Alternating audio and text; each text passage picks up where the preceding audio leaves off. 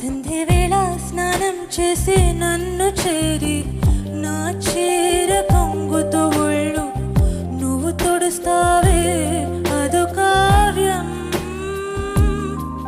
దొంగ మల్లె ప్రియా ప్రియా సడే లేక వెనకాల నుండి నన్ను హత్తుకుంటావే అదో కావ్యం.